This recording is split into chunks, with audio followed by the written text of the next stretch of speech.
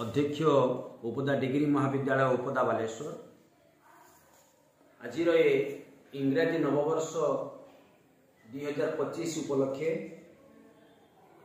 मो महाविद्यालय समस्त छात्र छात्री